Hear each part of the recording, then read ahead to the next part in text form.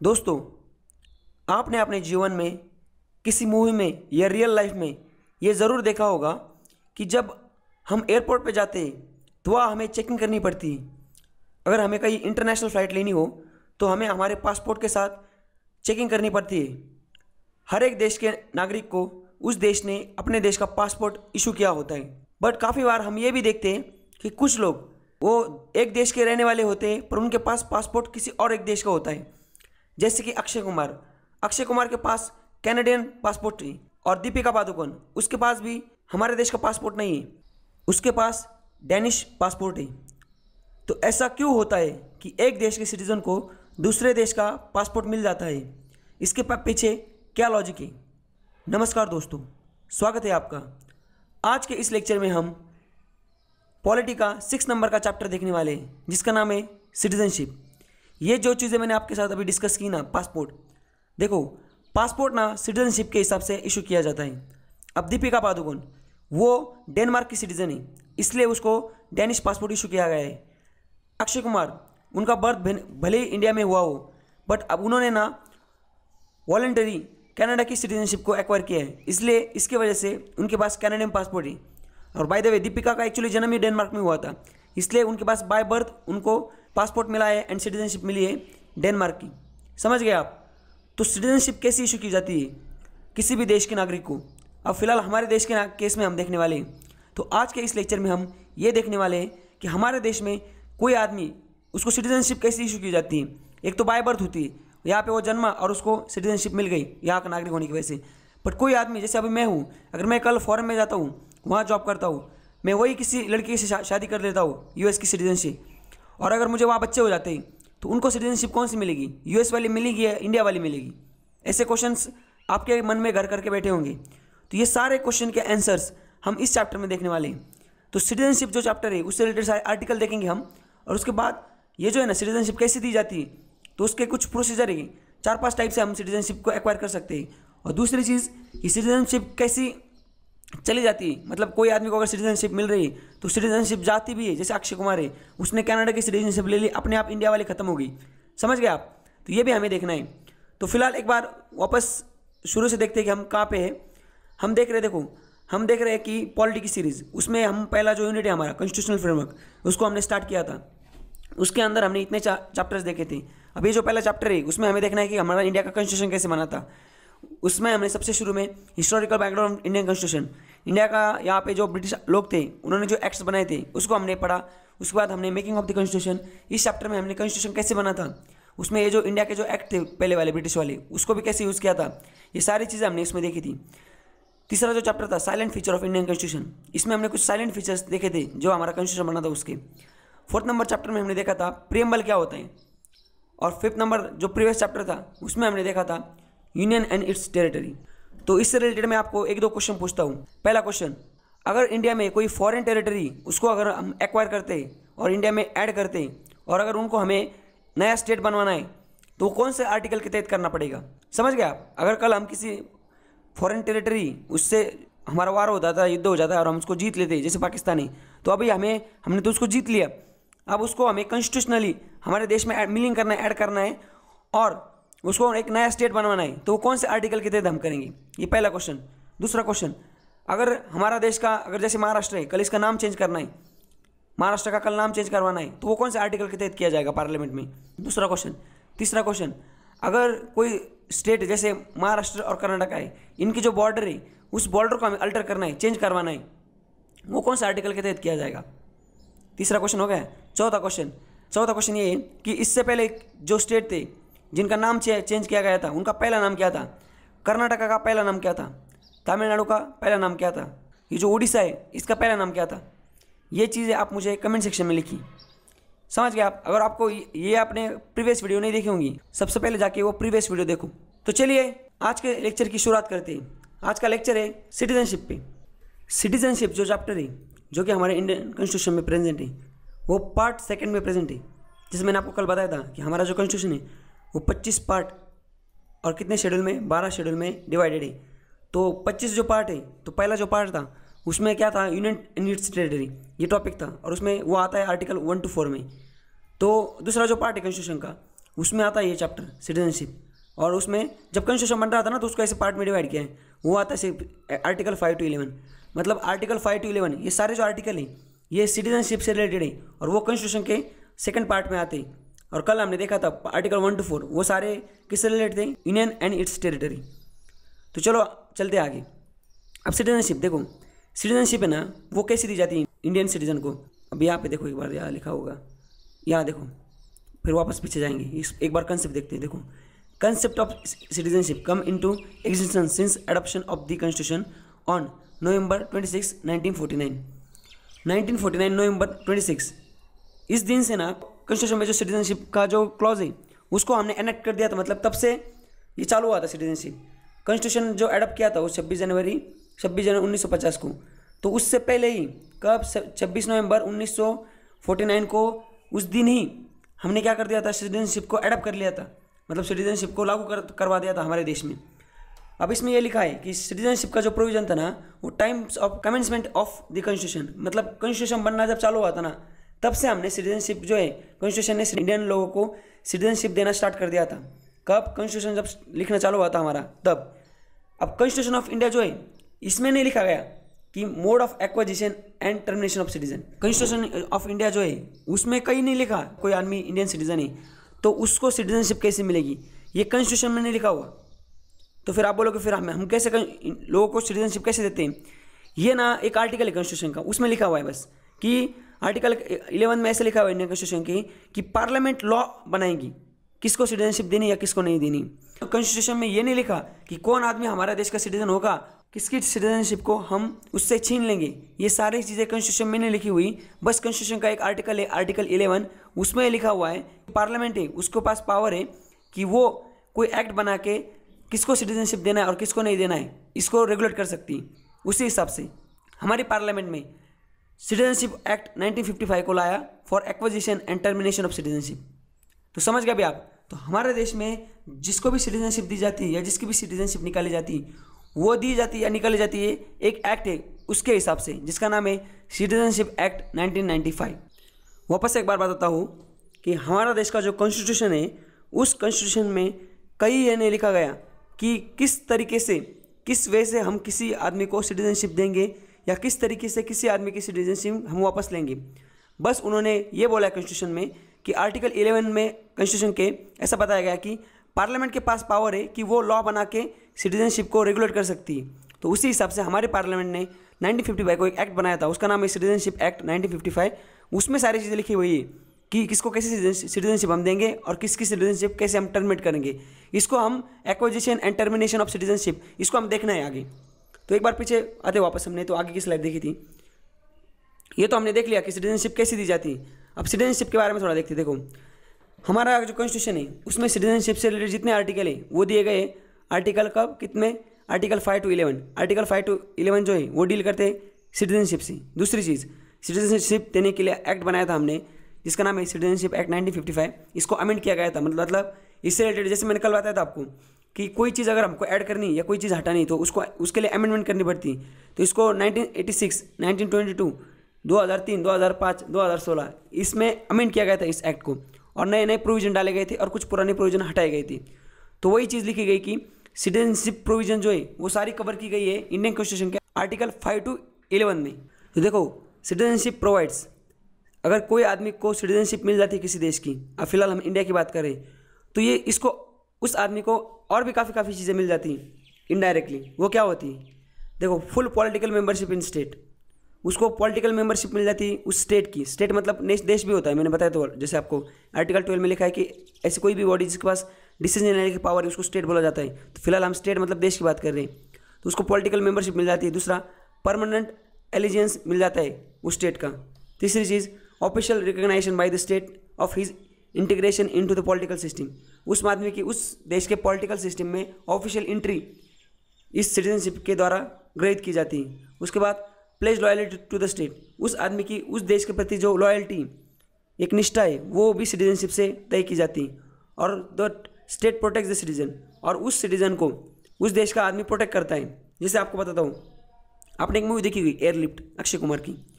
उस मूवी में ये दिखाया गया है कि जो गल्फ वॉर हुआ था 1991 के टाइम पे, गल्फ वॉर जब हुआ था 90s के ज़माने में, उस टाइम पे ना कुवैत नाम का जो देश था उसमें ना सद्दाम हुसैन ने, जो इराक का था, उसने उस देश में वार छेड़ दिया था। मतलब उसमें घुस गया था वो अपनी आर्मी लेके उस देश को लूटने के लिए। तो क्या हुआ था, वहाँ पे ना हमारे इंडियन सिटीजनशिप बहुत काम करते थे, जो माइग्रेंट्स वर्कर थे इंटरनेशनल लेवल पे वहाँ पे जाके काम करते थे जो इंडियन थे। अब वो वहाँ पे फंस गए, तो हमारे देश ने एक ऑपरेशन चलाया था और उस तहत ऑपरेशन के तहत सारे जो सिटीजन थे वहाँ फंसे हुए उनको वापस बुला लिया था। वैसे ही कतर में भी 2 साल पहले सिविल वार छड़ा था, तो कतर के भी काफ़ी लोगों को इवैक्यूएट किया था, इवैक्यूएशन किया था उनको वहाँ से लेके मतलब इंडिया में लाया गया था। जो सुषमा स्वराज थी हमारे पहली बार फॉरेन मिनिस्टर, उन्होंने उनको इवैक्यूएट किया था वहाँ से, कतर से। तो अगर आपको किसी देश की सिटीजनशिप मिलती ना, तो वो देश, वो स्टेट है ना, आपको प्रोटेक्ट करने लगता है। मतलब उसकी रिस्पॉन्सिबिलिटी हो जाती है उस देश की कि वो अपने सिटीजन्स का ख्याल रखे। उनको जो अलग अलग जो ऐसे वार वाली सिचुएशन होती है, अगर वो किसी देश में फंसे उसको वापस लेके आने की, उनको जिंदा रखने की काफ़ी जो चीज़, जैसे अभी कोरोना चल रहा है तो काफ़ी गल्फ वहाँ से धमकी आ रहे हैं हमें, दुबई से वहाँ के देश बोल रहे हैं कि आप अपने सिटीजन को लेके जाओ। तो अभी इंडियन गवर्नमेंट जो है वो प्लानिंग कर रही है कि उन लोगों को वहाँ से उठा के लेके आए, वापस हमारे देश में लेके आए, तो हमें प्रोटेक्शन मिलता है। In short moral of the story यही थी। समझ गए? चलो आगे। सिटीजनशिप के साथ साथ इंडिविजुअल आदमी को नीचे दिए हुई चीज़ें भी मिलती, जैसे उसको राइट्स मिलते हैं, जैसे हमने देखा था फंडामेंटल राइट्स, उसको ड्यूटीज़ मिलती, फंडामेंटल ड्यूटीज़, उसको काफ़ी प्रिविलेज मिलती और काफ़ी ऑब्लिगेशंस भी उस पर लगती। तो ये सारी चीज़ें सिटीजनशिप के साथ आती। मतलब किस आदमी को राइट्स देने, वो हम क्या देख के देते पता है क्या? उस आदमी के पास सिटीजनशिप कौन सी, वो देख के देते। जैसे जैसे कोई आदमी इंडिया में रह रहा है, कोई फॉरेनर है, कोई इंडियन है, तो इंडिया वाले आदमी को ज़्यादा राइट्स दिए गए। तो rights, duties, privilege and obligations, ये जो सारी चीज़ें वो on the basis of citizenship दी जाती है। यही इस स्लाइड में का बोलना है। आगे चलते हैं। अब देखो ये क्वेश्चन आ सकता है आपको कि कौन से जो ऑफिसेस हैं इंडिया में, उसको एक्वायर करने के लिए या उस पद पे जाने के लिए आपको इंडिया का सिटीजन होना चाहिए। ये जो दिए गए ऑफिसेस हैं ना, जैसे प्रेसिडेंट, वाइस प्रेसिडेंट, जज ऑफ सुप्रीम कोर्ट, जज of high court, attorney general of India, governor of state, advocate general of India, ये सारे जो पद है आप तभी इन पदों का लाभ उठा सकते हो अगर आप इंडियन सिटीजन हो, मतलब only the citizen of India. उसके बाद मेंबर ऑफ पार्लियामेंट, मतलब ये जो खासदार लोग होते हैं ना, सांसद, member of parliament, right to suffrage, vote for the election to the house of people, Lok Sabha और जो ये विधानसभा, उसके लिए अगर आपको वोट करना है तो भी आपको इंडियन सिटीजन होना पड़ेगा। Right to become member of state legislature, आपको आमदार बनना है तभी आपको एमएलए बनना है, तभी भी आपको इंडियन सिटीजन होना पड़ेगा। और ये क्या है? Recruitment of all India services, मतलब अगर आपको आईपीएस बनना है, आईएएस बनना है, तो कोई कल आके कोई मतलब पाकिस्तान वाला आदमी यहाँ आके पेपर दे के आईपीएस नहीं बन सकता, उसके लिए भी आपको इंडियन सिटीजन बनना पड़ेगा। और only the citizen have right to vote, citizen को मतलब वही तो हमने पहले देखा भी था ये चीज़। इसका मतलब अगर आपको एग्जाम में क्वेश्चन आता है कि कौन से ऑफिसेस हैं, उसके लिए आपको इंडियन सिटीजन होना बहुत ज़रूरी है, तो इतने 12 ऑफिसेस है, मतलब 12 चीज़ें, वो अगर आपको चाहिए तो आपको इंडियन सिटीजन होना पड़ेगा। Who are the citizen of India? जब हमारा कॉन्स्टिट्यूशन बन रहा था ना, तब ये जो कॉन्स्टिट्यूशन मेकर है ना, ये सोच रहे थे कि किस आदमी को इंडियन सिटीजनशिप दी जाए। तो इन्होंने क्या कर दिया, इन्होंने उसमें जो सिटीजनशिप में तो काफ़ी आर्टिकल डाले सिटीजनशिप के रिलेटेड, पर आर्टिकल 11 डाल दिया और उसमें लिख दिया इन्होंने कि आगे चल के हमें आज़ादी के बाद आगे चल के किस आदमी को सिटीजनशिप देनी और किसकी सिटीजनशिप टर्मिनेट करनी, यह आर्टिकल 11 के हिसाब से पार्लियामेंट डिसाइड करेगी। तो उस हिसाब से पार्लियामेंट में एक्ट बना दिया, सिटीजनशिप एक्ट 1955। बट अभी आपके दिल में ये क्वेश्चन आया होगा कि चलो 1955 में तो एक्ट बन गया, उसके हिसाब से तो सिटीजनशिप दी गई होगी बाद में, पर जब कॉन्स्टिट्यूशन बन रहा था तब तो हमारे यहाँ पे पूरा धिंगाना चल रहा था ना। मतलब उस टाइम पे इंडिया और पाकिस्तान इनमें बहुत जंग चल रही थी, राइट्स हुए थे, दंगे चल रहे थे। क्यों? क्योंकि हमें जब आज़ादी मिली थी उस टाइम पे आज़ादी हमें इतने प्यार से नहीं मिली थी, आज़ादी के लिए हमने काफ़ी खून दिया है। मोहम्मद अली जिन्ना थे, उन्होंने ना डायरेक्ट एक्शन किया था, मतलब उन्होंने पूरा राइट चला दिया था हिंदू मुस्लिम में। तो उस टाइम में बहुत झगड़े करके, बहुत दंगे दुंगे होकर हमें आज़ादी मिली थी। तो जब आज़ादी मिली थी तब सिटीजन किसको दी होंगी और किस किस को सिटीजनशिप दी होगी और कैसे दी होंगी, ये आपको क्वेश्चन आता होगा। क्योंकि ये सिटीजनशिप एक्ट 1955, ये तो 55 के बाद सिटीजन डिफाइन करेगा ना, ये ऐसे थोड़ी कि 1955 को दिया गया और उसके बाद सिटीजनशिप, ऐसा थोड़ी होगा। तो ये 1955 के बाद सिटीजन कैसे देनी, किसको देनी, कैसे टर्मिनेट करनी, ये इस एक्ट के हिसाब से, जिसको बाद में अमेंड भी किया गया काफ़ी बार। बट उससे पहले जब हमें आज़ाद हुए थे तब सिटीजनशिप कैसी दी गई हमारे यहाँ के लोगों को, तो वो सारी चीज़ें आर्टिकल 5 to 8 में लिखी हुई। इस आर्टिकल 5 to 8 में ना जब कॉन्स्टिट्यूशन बन रहा था तो उसमें लिखा था कि किस किस आदमी को हम इंडिया की सिटीजनशिप देंगे। तो उसमें लिखा था कि जिसके पास domicile person domicile in India, मतलब जिसके पास इंडिया का रहने वाला है, उसको यहाँ का डोमिसाइल उसके पास, उसको हम सिटीजनशिप देंगे। पर्सन माइग्रेटेड फ्रॉम पाकिस्तान, जो पाकिस्तान से माइग्रेट होकर आए, मतलब कोई आदमी लाहौर में रह रहा था पहले और वो लाहौर छोड़ के इंडिया में आए तो उसको भी हम इंडिया की सिटीजनशिप देंगे। उसके बाद person migrated to Pakistan but later reunited to India, मतलब ऐसा आदमी जो इंडिया से पाकिस्तान गया था शुरू में, जब बंटवारा हुआ तो उसको लगा पाकिस्तान जाना सही, वो पाकिस्तान गया, पर उधर उसको पता चल गया कि पाकिस्तान चीज़ क्या है, वो वापस इंडिया में आ गया। तो ऐसा पर्सन जो है इंडिया से पाकिस्तान गया पर वापस इंडिया में आ गया, उसको भी हम सिटीजनशिप देंगे। और person of Indian origin residing outside India, मतलब ऐसा पर्सन जिसका मतलब माँ बाप इंडिया में और वो बाहर रह रहा है, उसका इंडियन ओरिजिन इंडिया का है, ऐसे आदमी को हम सिटीजनशिप देंगे। तो इतने जैसे आर्टिकल 5, 6, 7, 8 ये जो 4 आर्टिकल है ना, ये इससे रिलेटेड थी। अब आप समझ गए कि हमारा जो कॉन्स्टिट्यूशन है उसमें ये बिल्कुल लिखा गया कि हम इंडियन वालों को सिटीजनशिप कैसे देंगे। उसमें बस आर्टिकल 11 में लिखा है कि पार्लियामेंट के पास हम पावर दे देते हैं, आप अपने हिसाब से लॉ बनाओ और चलने दो, सिटीजनशिप दो, टर्मिनेट करो। उस हिसाब से पार्लियामेंट में एक्ट भी बनाया, सिटीजनशिप एक्ट 1955। बट ये 1955 के बाद, वो तो प्यार का सिलसिला 1955 के बाद वाला है। उससे पहले क्या, उससे पहले जब हमें आज़ादी मिली थी तब सिटीजनशिप कैसे दी गई थी, तो उसके लिए आर्टिकल 5 to 8 लिखे गए और उसमें ये दिखा गया है आर्टिकल 5, 6, 7, 8। तो ये 4 जो चीज़ें हमने अभी डिस्कस की, ये उन 4 आर्टिकल के बारे में, समझ गए। अब देखो ये आर्टिकल है, यहाँ पे लिखा है, इसको हम एक आर्टिकल को हमें डिटेल में देखना है। तो यहाँ पे देख ले, देखो सिटीजनशिप एक्ट, ये जो एक कमिटमेंट जब मतलब कॉन्स्टिट्यूशन लिखना चालू हो गया था तो उस टाइम पे जो लोग हैं उनको, जो इंडिया के ऑर्डिनरी सिटीजन है, इनको सिटीजनशिप दी गई थी। उसके बाद 6 नंबर का जो है उसमें क्या है, person migrated to India from Pakistan, जो पाकिस्तान से इंडिया आया था उसको हमने सिटीजनशिप दी है। 7 नंबर में जो आदमी इंडिया से पाकिस्तान गया था वापस इंडिया आ गया, इसको भी सिटीजनशिप दी है। और जो आउटसाइड रहता है, इंडियन ओरिजिन का पर्सन है, उसको भी सिटीजनशिप दी है। अब देखो आर्टिकल 9 क्या है, person voluntary acquiring the citizenship of foreign state not to be citizen of India. Article 9 बोलता है जो आदमी दूसरे देश की सिटीजनशिप लेता है, जैसे उसने दूसरे देश की सिटीजनशिप ले ली, उसका पासपोर्ट बन गया, उसका इंडिया का जो पासवर्ड है वो बेकार हो गया, मतलब उसकी इंडिया की सिटीजनशिप अपने आप चले जाएंगी। जो आर्टिकल 10 है ये बोलता है continuance of right of citizenship, if a person is citizen under any provision of article 5 to 10 deem to continue the rights of citizenship. इसका मतलब है आर्टिकल 10 बोलता है कि कोई आदमी अगर उसको आर्टिकल 5 to 10 के बीच में अगर सिटीजनशिप मिले उन एक्ट आर्टिकल के हिसाब से, तो उसकी सिटीजनशिप कंटिन्यू रहेगी, उसको कोई टर्मिनेट नहीं करेगा। और आर्टिकल 11 जैसे मैंने आपको इससे पहले बताया था, आर्टिकल 11 में ऐसे लिखा गया है कि पार्लियामेंट के पास पावर है कि वो रेगुलेट कर सकते हैं right to citizenship by law बना के, और act related to citizenship are enacted by this article.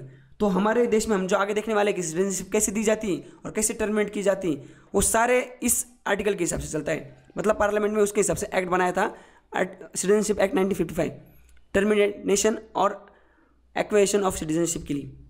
समझ गया आप। तो अभी ये जो हमने आर्टिकल देखे ना, इसको एक एक को डिटेल में देखते थोड़ा, जैसे हमने डिसाइड किया था एक एक आर्टिकल को थोड़ा डिटेल में देखते। आर्टिकल 5 क्या बोलता है कि ऐसा आदमी जो डोमिसाइल है इंडियन टेरिटरी का, उसको हम सिटीजनशिप देंगे। तो डोमिसाइल मतलब क्या होता है, यहाँ पे देखो डोमिसाइल जो वर्ड है उसका मतलब होता है, the term domicile is not defined in Indian constitution. Indian constitution में डोमिसाइल जो वर्ड है उसकी टर्म नहीं डिफाइन की गई। तो डोमिसाइल होता क्या है, domicile is a person resident where he is intend to live on permanent basis. Domicile मतलब ऐसा पर्सन जिसका रेसिडेंट है, पर्सन रेसिडेंट, डोमिसाइल मतलब पर्सन का ऐसा रेसिडेंट जहाँ पे वो पूरी ज़िंदगी अपना परमानेंट बेसिस पे रहने वाला है। समझ गया आप, परमानेंट रेसिडेंस, उसका परमानेंट रेसिडेंट जहाँ पे उसको बोलते हैं उस आदमी का डोमिसाइल। तो जो आर्टिकल 5 इसने क्या बोला था, जो इंडिया के जो डोमिसाइल से मतलब इंडिया में परमानेंट रहने वाले जो लोग हैं उनको हम सिटीजनशिप देंगे का आर्टिकल 5 के अंडर। उसके बाद ही इधर और his parent were born in India, और ऐसा आदमी जिसको जो डोमिसाइल ऑफ इंडिया नहीं बट उसके पेरेंट्स से जो इंडिया में बॉर्न हुए वो वाला, या ऑर्डिनरी रेसिडेंट मतलब नॉर्मल जो रेसिडेंट इंडिया जो का at least not less than 5 year, जो 5 साल से कम इंडिया में नहीं रहा, मतलब 5 साल से ज़्यादा इंडिया में रहा है, उस ऐसे 3 कंडीशन में इन लोगों को इंडिया की सिटीजनशिप मिल सकती है अंडर आर्टिकल 5। ऐसा आदमी जो इंडिया जिसके पास इंडिया का डोमिसाइल है, या उसके पेरेंट्स इधर ऑफ पेरेंट्स मतलब इसके माँ या बाप दोनों में से एक आदमी जो इंडिया का सिटीजन मतलब इंडिया में बॉर्न हुआ हो, या उसके पास इंडिया का डोमिसाइल हो, या उसने उस आदमी ने वो आदमी इंडिया का 5 साल के लिए एटलीस्ट इंडिया का ऑर्डिनरी रेसिडेंट हो, ऐसे आदमी को आर्टिकल 5 के अंडर सिटीजनशिप दी जाती है।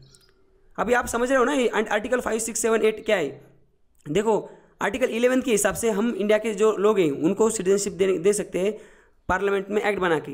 बट जब हमारा कॉन्स्टिट्यूशन बन रहा था, हम जब आज़ाद हुए थे, उस टाइम पे हालत बहुत बेकार थी। उस टाइम पे हमने सिटीजनशिप जो दी थी वो काफ़ी आर्टिकल के हिसाब से दी थी। मतलब उस टाइम पे पार्लियामेंट एक्ट नहीं बना सकती थी, क्योंकि उस टाइम कॉन्स्टिट्यूट असेंबली थी, कॉन्स्टिट्यूशन बन रहा था, पार्लियामेंट नहीं थी, ना इलेक्शन हुए थे, ना चुनाव हुए थे।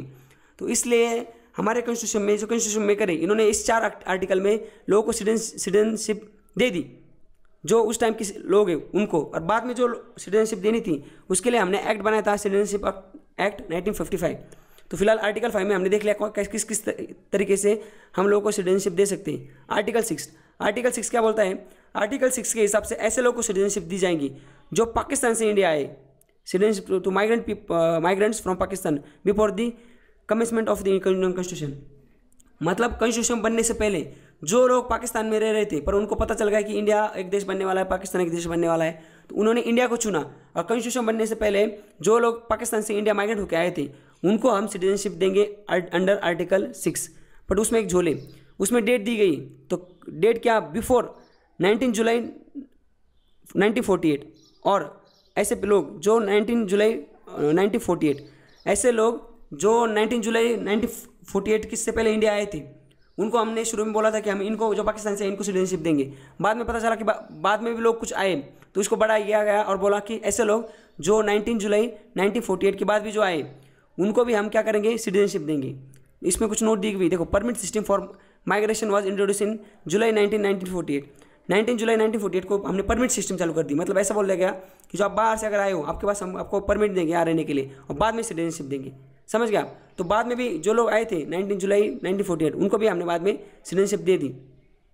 ये देखो किस कुछ कंडीशन पे, कंडीशन ऐसी थी, देखो, वो जो आदमी जिसको हम सिटीजनशिप दे रहे वो इंडिया में बॉर्न होने चाहिए। मतलब जो आदमी है जो पाकिस्तान से इंडिया आए कब? 19 जुलाई 1948, वो अगर according to government of India 1935 इसके हिसाब से वो आदमी इंडिया में बॉर्न होना चाहिए। दूसरी चीज़, वो और उसके पेरेंट दोनों में से कोई तो इंडिया में बॉर्न होने चाहिए। दूसरी चीज़, उसके जो इन्हीं के ग्रैंड पेरेंट्स, मतलब कोई भी ग्रैंड पेरेंट्स है जो उसके, वो अंडर गवर्नमेंट ऑफ इंडिया 1935 इसके अंडर इंडिया में बॉर्न होनी चाहिए। या वो he has been ordinary residing in India since date of migration, जब से माइग्रेशन हुआ है ना तब से वो इंडिया में रहना चाहिए। समझ गया? तो इस तरीके से हम उन लोगों को, जो लोग पाकिस्तान से इंडिया आए थे, उनको इन कंडीशन के तहत हम उनको हमने सिटीजनशिप दी थी। एंड ऐसा आदमी he has been residing in India for at least 6 month immediately proceeding the date of application. जो आदमी जिसने एप्लीकेशन किया था इंडिया में रहने के लिए, पाकिस्तान से इंडिया आया, उसने एप्लीकेशन किया कि मुझे सिटीजनशिप चाहिए, उसने एप्लीकेशन करने के बाद एटलीस्ट 6 महीने यहाँ पे उसने रहना चाहिए, तब हम उनको सिटीजनशिप देंगे। समझ गए? यही था उसका मतलब।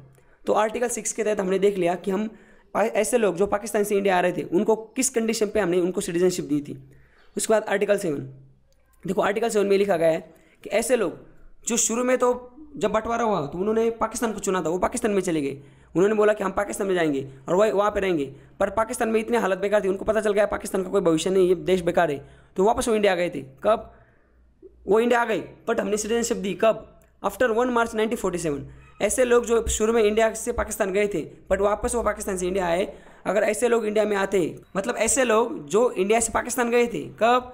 1 मार्च 1947 को इंडिया से पाकिस्तान गए थे वो, बट उसके बाद वापस वो इंडिया आ गए फॉर रीसेटलमेंट, यहाँ रहने के लिए, तो उनको हम सिटीजनशिप देते। किस हिसाब से? देखो, for this the person he has to be a resident of India for 6 month preceding the date of application. उस आदमी को हम तभी सिटीजनशिप देंगे, मतलब तभी सिटीजनशिप हमने दी थी जो आदमी एप्लीकेशन करने के बाद 6 मंथ यहाँ पे रहा था। समझ गया आप? तो आर्टिकल 7 के हिसाब से हमने जो लोग इंडिया से पाकिस्तान गए थे कब? 1 मार्च 1947 में, उसके बाद जब वो वापस आ गए थे उनको हमने सिटीजनशिप दी थी। पर कैसे दी थी? एक कंडीशन पे, उन्होंने जब एप्लीकेशन किया था सिटीजनशिप का, उसके बाद वो यहाँ पे एटलीस्ट 6 महीने यहाँ रहे थे, तभी उनको हमने सिटीजनशिप दी थी। समझ गया? तो ये था आर्टिकल 7। अब आर्टिकल 8, तो आर्टिकल 8 देखो, आर्टिकल 8 में हमने बोला गया कि हम ऐसे आदमी को सिटीजनशिप देंगे जो पर्सन या उसके ग्रैंड पेरेंट्स या पेरेंट्स, ऐसा पर्सन, उसके पेरेंट्स और उसके ग्रैंड पेरेंट्स, अगर ये लोग इंडिया में according to government of India 1935 उसके हिसाब से यहाँ पे अगर ऑर्डिनरी रेसाइडिंग सिटीजन होंगे outside the India, ordinary residing outside India, मतलब ये लोग ऐसे होंगे सिटीजन, इसके जो पेरेंट्स होंगे वो रेगुलर इंडिया से बाहर रहने वाले लोग होंगे तो उनको सिटीजनशिप ऑफ इंडिया दी जा सकती है, और अगर उन्होंने इंडिया में रजिस्टर किया हो तो by diplomatic representative of India in that country. समझ गया आप? तो ऐसे लोगों को भी सिटीजनशिप दी जा सकती है जिनके जो बाहर रह रहे फिलहाल, पर उनके पेरेंट्स या grand parents under government of India 35 उसके हिसाब से ordinary residing outside India citizen थे। उसके बाद आर्टिकल 9, आर्टिकल 9 क्या बोल रहा था? आर्टिकल 9 बोलता है कि अगर कोई आदमी उसने अगर बाहर के देश की सिटीजनशिप ले ली तो अपने आप उसकी इंडिया की जो सिटीजनशिप है वो अपने आप खत्म हो जाएगी। ये आर्टिकल 9 बोलता है। उसमें एक चीज़ दी गई कि whether a person lost the citizenship of India after acquiring the citizenship of other country is to be decided by government of India. तो ये कोई आदमी अगर दूसरे देश की सिटीजनशिप ले रहा है तो उसकी इंडिया की सिटीजनशिप खत्म करनी, ये कौन डिसाइड करेगा? ये गवर्नमेंट ऑफ इंडिया डिसाइड करेगा। समझ गया? इस तरह से हमने आर्टिकल 9 को भी देख लिया। आर्टिकल 10 क्या बोलते हैं? आर्टिकल 10 बोलता है कि किसी भी सिटीजन ने अगर इंडिया की सिटीजनशिप ले ली, आर्टिकल 5 to 10 इनके क्लॉज के हिसाब से, तो उसकी सिटीजनशिप कंटिन्यू रहेगी, उसकी सिटीजनशिप खत्म नहीं हो सकती। This is subject to the provision of any law made by parliament. बस उसमें एक झोले कि अगर पार्लियामेंट उससे रिलेटेड कोई लॉ बनाता है तो उसकी सिटीजनशिप जा सकती है, नहीं तो उसकी सिटीजनशिप बरकरार रहेगी। आर्टिकल 11, आर्टिकल 11 क्या बोलता है? आर्टिकल 11 बोलता है कि कॉन्स्टिट्यूशन जो है उसने पार्लियामेंट को पावर दी गई है कि आप कोई भी एक्ट बना सकते हैं for the termination and acquisition of citizenship. तो उस हिसाब से पार्लियामेंट में एक्ट बना है सिटीजनशिप एक्ट 1955, उसके हिसाब से हमारा यहाँ पे जो सिटीजनशिप है उसको रेगुलेट किया जाता है। तो देखो उस एक्ट के हिसाब से, कौन से सिटीजनशिप एक्ट 1955 के हिसाब से हम जो एक्वाइजिशन, मैंने बताया ना आपको, एक्वाइजिशन और टर्मिनेशन ये डिसाइड किया जाता है ना, तो उसके हिसाब से उन्होंने 5 तरीके से एक्वाइजिशन मतलब सिटीजनशिप दी जाती है 5 वे से, और टर्मिनेशन अगर किसी के सिटीजनशिप को उड़ाना है, टर्मिनेट करना है, तो वो 3 तरीके से उसको सिटीजनशिप को उड़ाया जाता है। तो इसको हमें देखना है। तो एक एक को देखते हैं। सबसे पहले सिटीजनशिप कैसे दी जाती है, किस किस आधार पर दी जा सकती है 5 तरीके से, और कैसे निकाले जाएंगे 3 तरीके से। तो कैसे दी जाती है एक्वाइजिशन वो देखते हैं। देखो एक्वाइजिशन ऑफ सिटीजनशिप, ये आर्टिकल 11 जो है उसके हिसाब से पार्लियामेंट में एक एक्ट पास किया गया था, उसका नाम है सिटीजनशिप एक्ट 1955। उसके हिसाब से 5 तरीके से हम इंडियन वाले लोगों को सिटीजनशिप दे सकते हैं, या बाहर वाला कोई आदमी उसको इंडियन सिटीजनशिप चाहिए तो उसको भी दे सकते हैं। पर कैसे? By birth. कोई आदमी यहाँ पे दिखाए अ person is citizen of India by birth if, अगर कोई आदमी इंडिया का सिटीजन है बाय बर्थ, कैसे? अगर सिटीजनशिप एक्ट बना था 1955 उस टाइम पे अगर वो इंडिया में अगर जन्मा है, कब? After the 26 January 1950 but before the June 30 1987। मतलब जब ये क्लॉज आया था बाय बर्थ का, तब कब आया था? ये सिटीजनशिप एक्ट आया था 1955 का। उसके हिसाब से उस एक्ट ने तब के लिए ऐसा बोला गया था, बाद में उसको अमेंड किया गया था, आगे बढ़ाया था, पर शुरू में ऐसा बोला गया था कि ऐसा आदमी जो 26 जनवरी 1950 में इंडिया में जन्मा है, बट कब? 26 जनवरी 1950 से लेके 30 जून 1987 तब तक अगर कोई आदमी इंडिया में जन्मा है तो उसको इंडियन सिटीजनशिप मिलेगी। समझ गए? उसको बाद में अमेंड किया गया, ये एज बढ़ाई गई, कब से? 1986 से कब बढ़ाया? 2004 तक किया गया, वापस 1986 में वहाँ लिखा है, देखो यहाँ पे इन्होंने क्या कर दिया, कहा गया इन्होंने क्या कर दिया, he is born in India after the कब? 1 जुलाई 1987 से लेके कब तक? But at the time birth इधर इज पेरेंट और ओके, ऐसा बोला गया कि he is born in India, और ऐसा आदमी को हम सिटीजनशिप देंगे ये एक्ट के तहत, अमेंडमेंट के तहत, जो इंडिया में जन्मा हो या 1 जुलाई 1987 के बाद उसको इधर उसके पेरेंट मतलब इधर मतलब एक तो उसके बाप या इसके बाप, दोनों में से कोई एक इंडिया का सिटीजनशिप होना चाहिए, इंडिया का सिटीजन होना चाहिए, तब हम उसको इंडिया की सिटीजनशिप देंगे। उसके बाद 2004 में वापस उसका अमेंडमेंट किया गया, उसमें लिखा गया कि वो आदमी इंडिया में बॉर्न होना चाहिए, और after 3 June 2004 consider citizen only if both of his parent are citizen of India और 1 इज सिटीजन ऑफ इंडिया। ऐसे आदमी को हम सिटीजनशिप देंगे जो इंडिया में जन्मा हो, कब? या आफ्टर 3 दिसंबर 2004 के बाद उसके एक ऐसा आदमी जिसके जन्मा हो 3 दिसंबर 2004 के बाद उसके एक तो दोनों पेरेंट्स इंडिया के सिटीजन हो या उसका एक पेरेंट इंडिया का सिटीजन हो, उसको हम इंडियन सिटीजनशिप देंगे। समझ गए? Note the children of foreign diplomat posted in India and enemy allies can not be acquired Indian citizenship by birth. मतलब कोई फॉरेन सर्विस है, जैसे इंडियन फॉरेन सर्विस है, वैसे कोई फॉरेन सर्विस वाला यहाँ पे हमें पाकिस्तान एम्बेसी, तो पाकिस्तान एम्बेसी का कोई आदमी इंडिया में कोई डिप्लोमेट इंडिया में काम कर रहा है, तो उसका अगर बेटा किस जन्म यहाँ पे हुआ तो उसको बाय बर्थ सिटीजनशिप नहीं मिलेगी। समझ गए? ये बाय बर्थ की बात चालू है, मतलब कोई आदमी यहाँ पे जन्मा उसको यहाँ की सिटीजनशिप मिल सकती है, बस उसमें कुछ दिया गया। अभी देखो ये याद रखने की जरूरत नहीं कहाँ से कहाँ तक, मतलब ये जो दिया है ना ये डेट याद रखने की जरूरत नहीं है, बस उन्होंने बाद में अमेंड करके बढ़ाया है। बस आप एक याद रखो कि कोई आदमी को सिटीजनशिप मिलती है बाय बर्थ, मतलब कोई आदमी इंडिया में जन्मता है तो उसको सिटीजनशिप मिलती है। बस वो जो है ना एनिमी देश, मतलब हमारे दुश्मन देश का लड़का नहीं, मतलब आदमी देश का सिटीजन का बेटा नहीं होना चाहिए, और जो फॉरेन डिप्लोमेट यहाँ पे उसका वो बेटा नहीं होना चाहिए। जैसे अगर मैं कल किसी रशियन से शादी कर लेता हूँ, रशियन लड़की से, उसको शादी करके इंडिया में लाता हूँ और यहाँ पे हमारा बच्चा हो जाता है, तो वो जो बच्चा है ना वो बच्चा इंडियन सिटीजन होगा, क्योंकि बाय बर्थ वो इंडियन उसका, क्योंकि वहाँ पे क्या लिखा है आइदर ऑफ इसके पेरेंट्स, मतलब उसका एक तो माँ या बाप दोनों में से एक कोई इंडियन सिटीजन होना चाहिए। तो उसका बाप तो इंडियन सिटीजन है ना, तो बाप इंडियन सिटीजन है तो बच्चा भी इंडियन सिटीजन होगा। माँ भले रशियन हो या इंडियन हो या किसी और देश की हो, वो मैटर नहीं करता। तो इस हिसाब से आपको समझ गया होगा कि बाय बर्थ कैसे सिटीजनशिप दी जाती है।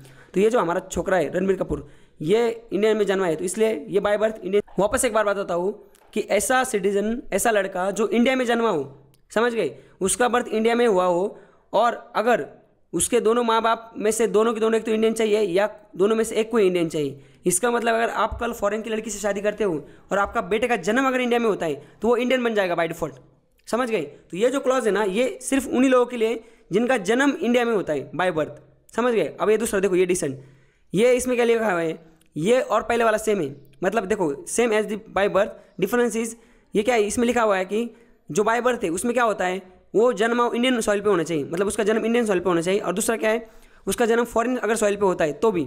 अब जैसे कि यहाँ पे देखो इंडियन सिटीजनशिप जो एक्ट आया था उसमें ऐसे लिखा गया था कि कोई आदमी, कोई पर्सन अगर वो आउटसाइड इंडिया जन्मता है और अगर उसके इधर ऑफ इट्स पेरेंट, उसके माँ बाप में से कोई एक अगर वो इंडियन हो तो भी उसको इंडियन सिटीजनशिप दी जा सकती है, समझ गए आप। इसका मतलब अगर मैं कल किसी फॉरेन की लड़की से शादी कर लेता हूँ, नेपाली लड़की से, और मेरा मतलब मैं नेपाली लड़की से शादी कर लेता हूँ, मैं वहाँ पे जाता हूँ कहाँ, नेपाल में, वहाँ जाकर रहने लगता हूँ और बच्चा उधर ही हो जाता है नेपाल में, तो वो अगर इंडिया लेके आता है उसको, तो उसको इंडियन सिटीजनशिप दी जाएगी क्योंकि उसका पापा जो है वो इंडियन है, समझ गए आप। यहाँ पे देखा है उसको अमेंड किया गया था 1992 में। उसमें क्या लिखा गया था अमेंडमेंट में, a person born outside India और after the 10 December 1992 is a citizen of India by descent if at the time of his birth either of his parents was citizen of India, समझ गए आप। इसका मतलब ऐसा नहीं होना चाहिए कि जैसे अगर कोई आदमी, जैसे अभी प्रियंका चोपड़ा है, वो कहाँ गई, यूएस गई, उसने एक निक जो उस आदमी से शादी कर ली, वो निक से,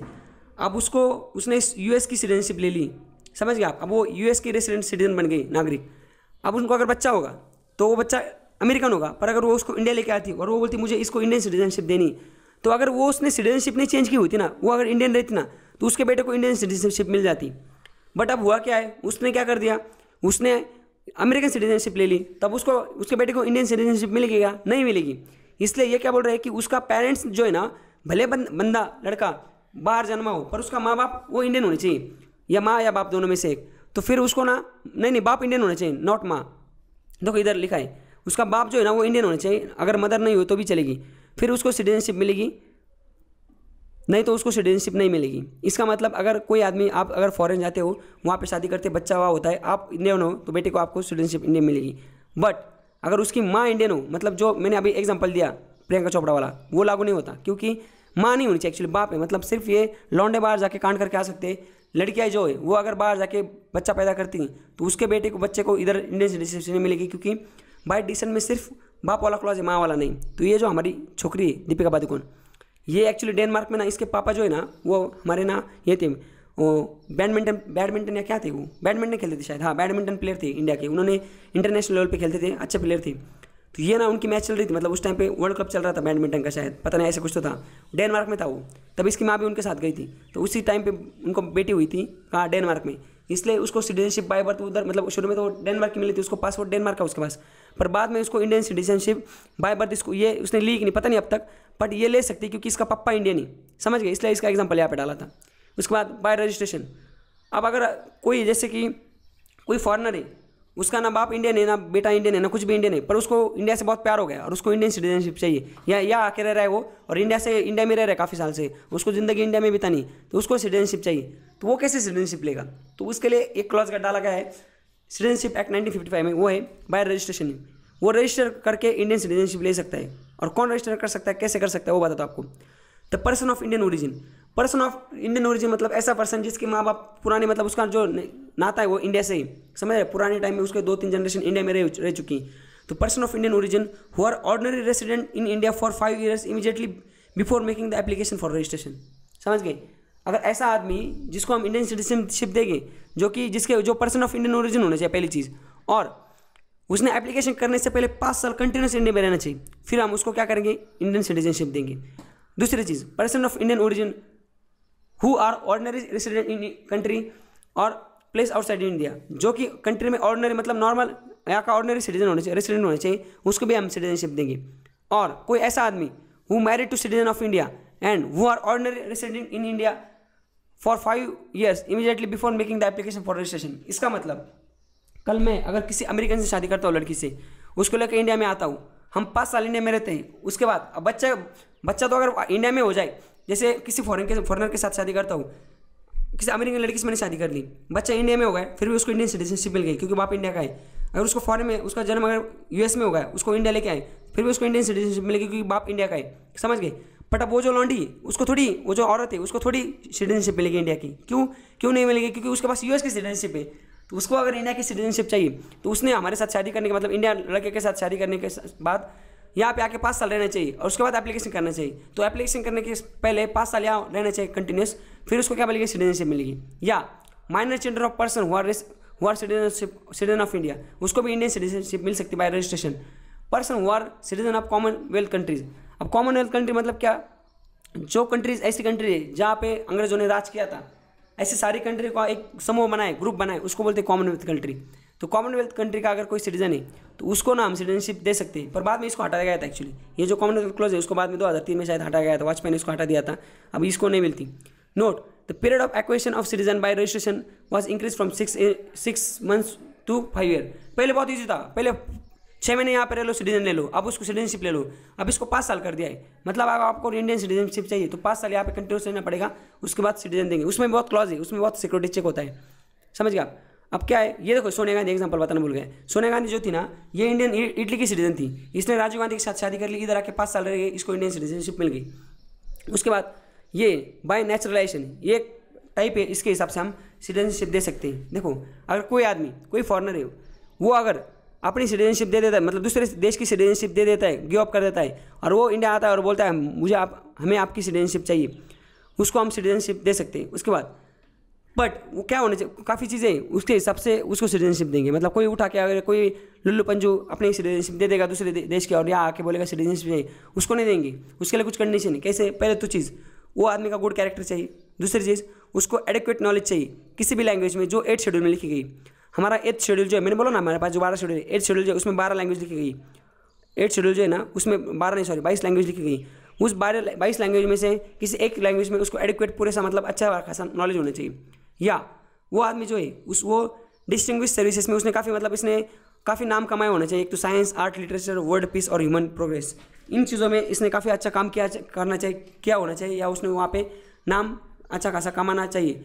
अगर ऐसा होता है तो उस आदमी को हम सिटीजनशिप देते हैं। अब देखो आर्ट, लिटरेचर ये सारे जो है ना, अब ये आदमी अदनान सानी, आपको पता होगा, ये अफगानिस्तान में जन्मा हुआ है, इसके पास पाकिस्तान सिटीजनशिप थी। अब इसको हमने 2017 या 16 में इंडियन सिटीजनशिप दी थी 1 जनवरी को। जेटली ने इसको इंडियन सिटीजनशिप दी थी। समझ गया? अभी ये इंडिया का सिटीजन है, इंडिया में रह रहा है, बॉम्बे में फिलहाल।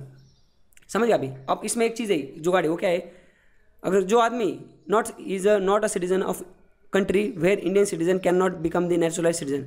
मतलब ये जो सारा प्यार देना का मतलब ऊपर वाला जो सारा चल रहा है ना, हम जो चीज़ें दे रहे, सिटीजनशिप दे रहे दूसरे देश के आदमी को, सारा प्यार दे रहे, डायरेक्ट उसको लाके उठा के सिटीजन बना दिया। बट ये प्यार हम उसी देश के सिटीजन को देंगे जो देश हमारे सिटीजन को प्यार देता है। मतलब ये सारी चीज़ें उसी देश पे अप्लाई होती है, उसी देश के सिटीजन पे अप्लाई होती है। वहाँ पे भी इंडियन सिटीजन को इतनी इजीली सिटीजनशिप मिलती है नेचुरलाइजेशन से। समझ गए?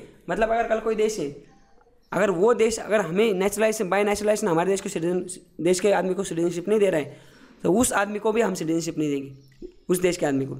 समझ गए? बाद में बाय इनकॉर्पोरेशन मतलब जैसे कल नेपाल से हमारा झगड़ा हो जाता है, हम नेपाल पे दावा कर देते हैं, नेपाल को लूट लेते हैं, आर्टिकल 2 के अंडर हम उसको इंडिया का पार्ट बना लेते हैं और इंडिया का एक स्टेट बना लेते हैं। अब वहाँ के लोग उनको सिटीजनशिप को नेपाली हो गई, नेपाली सिटीजनशिप मिलेगी, नहीं इंडियन मिलेगी।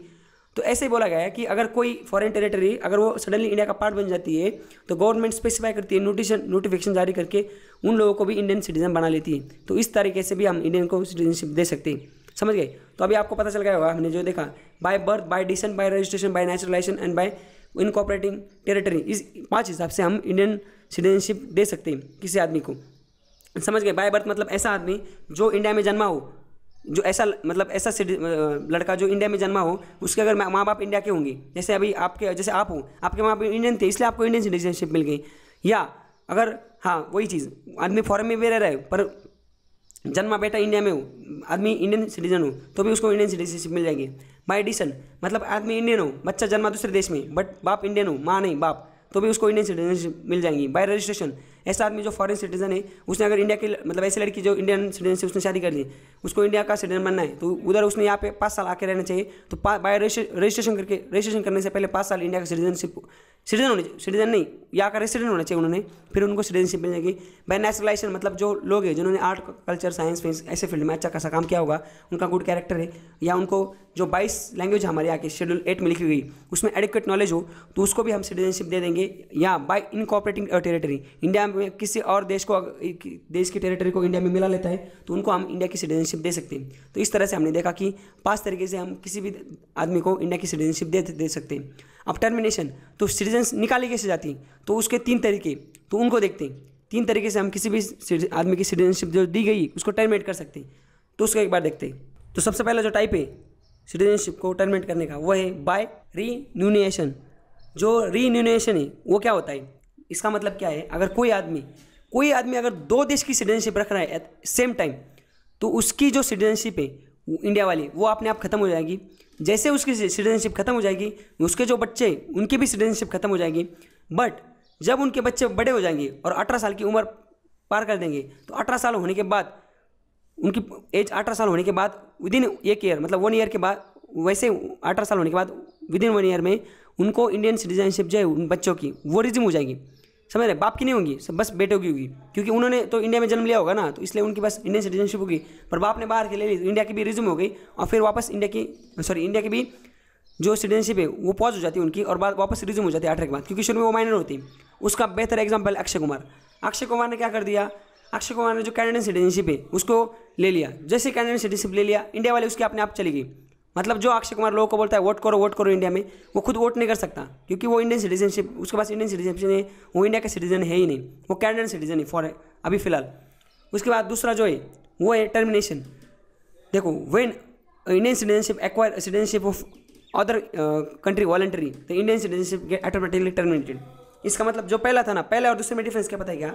पहले वाला जो है ना, पहले वाले में जो आदमी वो ना इंडिया वाली जो सिटीजनशिप है उसको छोड़ के दूसरे देश की सिटीजनशिप ले रहा है, या दोनों साथ में रखने की कोशिश कर रहे हैं। दूसरे वाले में क्या है कि वो इंडिया वाली छोड़ नहीं रहा है, उसने दूसरी ले ली, तो इंडिया वाली अपने आप उसकी खत्म हो जाएंगी, तो टर्मिनेट हो जाएंगी। तो तीसरा जो क्लास है बाय क्या है, बाय डिप्रिवेशन। डिप्रिवेशन मीन्स क्या, ऐसा सिटीजन जो है ना जिसने सिटीजनशिप फ्रॉड से ली, या ऐसा सिटीजन जो हमारे कॉन्स्टिट्यूशन के प्रति डिसलॉयल है, मतलब पता चल गया कि इसको कॉन्स्टिट्यूशन को ये रिस्पेक्ट नहीं करता, या ऐसा सिटीजन जो हमारा किसी देश के साथ वार चल रहा है और उस वार के टाइम इसने अनलॉफुली मतलब कानून की धज्जियां उड़ा के इसने उन देशों के साथ ट्रेड किया है या कम्युनिकेट किया है, उनके साथ संपर्क बना के रखा है, या ऐसा सिटीजन जो 5 साल ऑफ रजिस्ट्रेशन और नेशनलाइजेशन बिन इम्पोज, मतलब जिसको रजिस्ट्रेशन या नेशनलाइजेशन के तहत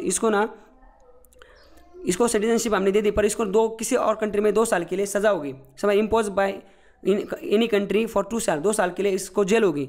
ऐसा सिटीजन, या ऐसा सिटीजन जिसने ऑर्डिनरी सिटीजन है इंडिया का, पर 7 साल इंडिया के बाहर है, कंटिन्यूस रह रहा है, इंडिया में एक बार भी नहीं आया। तो ऐसे जो केस है, ये 5 केस, इस 5 केस में उन लोगों की अंडर डिप्रिवेशन उनकी सिटीजनशिप खत्म हो जाती है। समझ गए आप? मतलब अगर आपके पास आप अगर नेपाल मतलब किसी और देश में जाते हो, 7 साल उधर रहते हो, इधर आते नहीं ना, आपकी सिटीजनशिप खत्म हो जाएगी इंडिया वाली। तो ये है एक क्लॉज।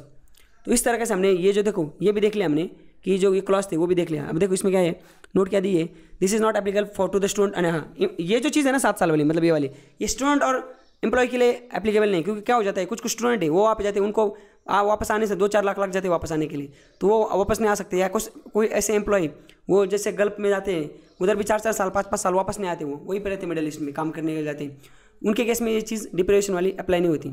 अब कुछ मिसलेनियस, इस तरह से हमने वो डिप्रेशन वाले 3 केस देख लिए। अब कुछ मिसलेनियस कंडीशन वो देखते हैं। इंडिया का जो कॉन्स्टिट्यूशन है उसने ड्यूअल सिटीजनशिप अवॉइड की, मतलब अमेरिका जो है यूएस में एक आदमी 2 सिटीजनशिप रख सकता है, एक तो उनकी स्टेट की होती है, एक तो देश की होती है। और कुछ ऐसे देश है वो, जैसे यूरोप के कुछ देश है, वो आप उन देश की भी सिटीजनशिप रख सकते हैं, दूसरे देश की भी रख सकते हो। इंडिया में वैसे नहीं। इंडिया में तो एक तो दूसरे की तो रख रहे नहीं इंडिया के साथ, और अगर आप इंडिया दूसरे के रखते हो इंडिया के छोड़ के, तो इंडिया के अपने आप खत्म हो जाएगी। तो इंडिया में जो है वो कॉमनवेल्थ, मैंने बताया था कॉमनवेल्थ जो सिटीजनशिप है वो दिया गया था, पर बाद में रिपील किया 2003 में, बताया ना वाजपेयी की गवर्नमेंट थी, उसने वो कॉमनवेल्थ वाला क्लॉज निकाल दिया था, वो भी अब नहीं। और person of Indian origin card, जो इनके पास PIO कार्ड है, वो entitle a person visit to India without visa. तो ये जो लोग हैं ना जिनके पर्सन ऑफ इंडियन ओरिजिन, इनको इंडिया में आने के लिए वीज़ा निकलने की जरूरत नहीं है, बिना वीज़ा भी इंडिया आके रह के जा सकते हैं। तो इस तरीके से हमने ये सिटीजनशिप एक्वायर और सिटीजनशिप टर्मिनेट करने के जो प्रोविजंस थे इनको भी देख लिया। पिछले 2-3 साल में एक चीज़ जो है ना, एक सिटीजनशिप अमेंडमेंट बिल, ये जो बिल है ना बहुत कॉन्ट्रोवर्शियल था, बहुत सुर्खियों में था, आपने ये सुना होगा। तो इसको हम समझने की कोशिश करते हैं। देखो हमारे जो बगल में कुछ मुस्लिम कंट्रीज़ है, जैसे अफगानिस्तान, बांग्लादेश, पाकिस्तान, यहाँ पे ना ये तो मुस्लिम कंट्री, मतलब यहाँ पे मुस्लिम जो रिलीजन है वो मेजोरिटी में, और बाकी माइनॉरिटी में, मतलब अल्पसंख्यक कुछ दूसरे रिलीजन से, जैसे हिंदू, बुद्धिस्ट, जैन, सिख, पारसी, क्रिश्चियन, ये लोग भी वहाँ रहते, पर वो माइनॉरिटी में। तो इनका ना सालों साल से बहुत इन पे बहुत अत्याचार हो रहे थे वहाँ पे। इन लोगों को जो है ना डिग्निटी ऑफ लाइफ नहीं मिल रही थी, क्योंकि मेजोरिटी वाले लोग ये माइनॉरिटी पे अत्याचार करते थे। तो ये लोग उधर से भाग के इंडिया में आ गए थे, और ये इंडिया में एज अ इलीगल माइग्रेंट्स रह रहे थे। समझ गए आप? इलीगल माइग्रेंट्स मतलब क्या? ये इंडिया में ना वीज़ा लेके आए, ना इनके पास पासपोर्ट था, ये डायरेक्ट इंडिया में आके रहने लगे इलीगली। इनके पास ना इंडिया का सिटीजनशिप है, ना कुछ भी नहीं। तो हमारे जो गवर्नमेंट है इन्होंने फाइंड आउट किया कि ऐसे काफ़ी लोग हैं जो इंडिया के सिटीजन नहीं पर इंडिया में रह रहे, समझ रहे, लेबर टाइप लोग हैं, रह रहे। तो और ये वापस नहीं जा सकते, क्योंकि इनको पता है वापस जाएंगे तो उधर हम लोग हमें मार डालेंगे। तो इस चीज़ को ध्यान में रखते हुए हमारा जो गवर्नमेंट है, इन्होंने 2016 में एक एक्ट लेके आए, जिस एक्ट के तहत इन्होंने सिटीजनशिप एक्ट जो है 1955 को इसको अमेंड किया, और उसको बोला गया citizenship act amendment act bill 2016। इस एक्ट के तहत जो ये जो 5 कम्युनिटीज़ है, बुद्धिस्ट, हिंदू, जैन, सिख, पारसी, क्रिश्चियन, अगर ये अफगानिस्तान, बांग्लादेश और पाकिस्तान इस देशों में से इंडिया में आके बसे एज अ इलीगल माइग्रेंट्स, तो इंडियन गवर्नमेंट इनको सिटीजनशिप देगा। अभी आपको लग रहा होगा कि इसका ये क्यों हुआ, अपोज क्यों हुआ, और ये कॉन्ट्रोवर्शियल क्यों रहा ये एक्ट? इसलिए रहा ये बिल कॉन्ट्रोवर्शियल क्योंकि ना ये जो बिल है इसमें मुस्लिम वर्ड का मतलब ऐड नहीं किया गया। मतलब ये जो है ना ये सिर्फ बाकी जो कम्युनिटी 5 कम्युनिटी, इसलिए मुस्लिम कम्युनिटी नहीं। तो आपको लगेगा कि जो देश है, जिस देशों से बुलाया गया, मतलब जिस देश के लोग बाकी की तरह आए, उसमें तो मुस्लिम सेफ होंगे क्योंकि वो तो मुस्लिम राष्ट्र है। तो ऐसी बात नहीं, उसमें कुछ ऐसे मुस्लिम जाते या सब जाते जो लोग, वो लोग भी भाग के इंडिया में आए, क्योंकि उनका भी वहाँ पे उनका भी प्रोक्रेशन हो रहा था, उन पर भी अत्याचार हो रहे थे, समझ गए आप? तो वो लोग भी भाग के इंडिया में आए। तो अभी इंडिया वाले बोल रहे हैं कि हम इन लोग को सिटीजनशिप देंगे, हम फाइंड आउट करेंगे, हम देश में ये फाइंड आउट करेंगे कि कौन से लोग इलीगल माइग्रेंट्स हैं, उसमें जो ये 5 कास्ट के लोग हैं इनको हम सिटीजनशिप देंगे, पर जो ये कास्ट छोड़ के जो लोग हैं जैसे मुस्लिम है उनको हम वापस भगा देंगे। इसलिए इसका कॉन्ट्रोवर्शियल था ये, और इसका विरोध हुआ था। समझ गए आप? देखो इस बिल में बोला जाता है कि इलीगल माइग्रेंट्स जिन्होंने परसिक्यूशन फेस किया था काफ़ी सालों से, जो अफगानिस्तान, बांग्लादेश और पाकिस्तान में रहे थे, अगर वो 2014 से पहले जो लोग इंडिया में आके बैठे बसे थे पहले से, मतलब 2014 से पहले जो लोग यहाँ पे आके बैठे रह रहे, जो कि हिंदू, सिख, बुद्धिस्ट, पारसी और क्रिश्चियन, इस अगर कम्युनिटी को बिलोंग करते इलीगल माइग्रेंट्स, तो उनको हम सिटीजनशिप दे देंगे। समझ गए? मोरेओवर सिटीजनशिप के मतलब अगर इंडिया में सिटीजनशिप लेने है तो नॉर्मल कितना 11 साल लगते। इन लोगों के लिए क्या कर दिया था, इन लोग के लिए बोला अगर आप ये लोग 6 साल, मतलब जो आदमी 2006 में या 2005 में यहाँ पे रह के आ रहा है, बाहर से आके आ रहा है, तो इसको भी सिटीजनशिप मिल जाएंगी सिटीजनशिप एक्ट के तहत। समझ गए आप? तो और जो रजिस्ट्रेशन OCI कार्ड है, ओवरसीज सिटीजन ऑफ इंडिया, उन्होंने अगर इंडिया की सिटीजनशिप ली पर अगर वो लॉ को वायलेट करते हैं तो उनकी भी सिटीजनशिप खत्म हो जाएगी। तो ये लिखा था। तो आपके लिए बस इतना ही काम का है सिटीजनशिप अमेंडमेंट एक्ट, ये जो बिल था बाद में ये पास हो गया और इसका भी एक्ट बन चुका है। आगे ये जो हमने आज चैप्टर देखा सिटीजनशिप, इससे रिलेटेड है ना कुछ इंपॉर्टेंट मिसलेनियस पॉइंट देखते हैं, मतलब नोट। देखो सिटीजनशिप एक्ट जो 1955 ये डिसाइड करता है method of acquisition and termination of citizenship, ये तो हमने देख लिया। दूसरी चीज़ आर्टिकल 11 थी, उसमें पावर दी गई है कि पार्लियामेंट एक एक्ट बना के रेगुलेट कर सकती है acquisition and termination of citizenship. तीसरी चीज़ है कि सिटीजनशिप जो एक्ट है 1955 इसको 2003 में अमेंड किया था, और कॉमनवेल्थ जो कंट्रीज थे उनको सिटीजनशिप जो देने का क्लॉज था उसको हटा दिया गया था। समझ रहे? सबसे important cheese sorry, article 15, 16, 19, 29 and 30, ये जो आर्टिकल्स हैं इंडियन कॉन्स्टिट्यूशन में लिखा गया है, ये सिर्फ इंडियन सिटीजन को ही, ये बाहर के सिटीजन वालों को पे ये अप्लाई नहीं होती। मतलब जैसे आर्टिकल 19 है, ये लिखा गया है freedom of speech and expression, तो सिर्फ इंडियन वाला जो इंडियन सिटीजन है उसी को, इंडिया में रह रहा है उसी को ये freedom of speech and expression वाला राइट उसको वो यूज़ कर सकता है। कोई बाहर का देश वाला आदमी वो अगर यहाँ पे आएगा, वो कोई भी बकवास करेगा under 19 freedom of speech and expression, उसको जेल में ठूसा जाएगा।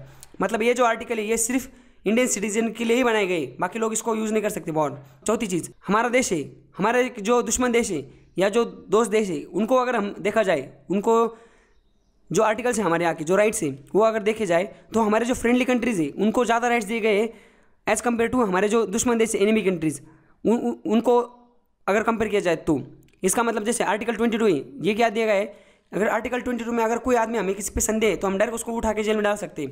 तो ये हमारे जो फ्रेंडली कंट्रीज़ है इस पर आर्टिकल लागू नहीं होता, मतलब उनको हम उठा के डायरेक्ट जेल में नहीं डालते।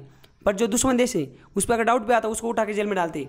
तो ये ऐसा है, मतलब दुश्मन देश और मित्र देश, इनमें हम जो राइट्स है दोनों में जो अगर राइट्स की बात की जाए तो एनिमी कंट्रीज़ को जो लेस राइट हमने प्रोवाइड किया, हमारे कॉन्स्टिट्यूशन ने लेसर राइट्स प्रोवाइड किए। उसके बाद कंसेप्ट ऑफ सिटीजनशिप ये कब लिया गया था, ये तो आप मैंने पहले बताया था, ये 26 नवंबर 1949 को लिया गया था। सिटीजनशिप जो एक्ट है जिसको हमने बोला था कि हम इसको अमेंड करते हैं, तो इसको अमेंड सिंपल मेजोरिटी से किया जाता है, ना कि पार्लियामेंट में अंडर आर्टिकल 368 जो हमारा कॉन्स्टिट्यूशन अमेंडमेंट जो हम करते हैं उस प्रोसीजर के तहत इसको अमेंड नहीं किया जाता, इसको सिंपल मेजोरिटी से अमेंड किया जाता है। और सिटीजनशिप जो ये जो टॉपिक है ये आता है मिनिस्ट्री ऑफ होम अफेयर, मतलब अमित शाह जी के अंडर आता है ये मैटर सारा, होम मिनिस्ट्री इसको देखती है। इस तरीके से हमने ये जो हमारा 6 नंबर का चैप्टर था सिटीजनशिप, इसको ख़त्म कर लिया। तो आज के लेक्चर में बस इतना ही। Thank you so much, enjoy. ऐसे और वीडियो के लिए चैनल को सब्सक्राइब कीजिए और साइड में दी हुई बेल को प्रेस कीजिए।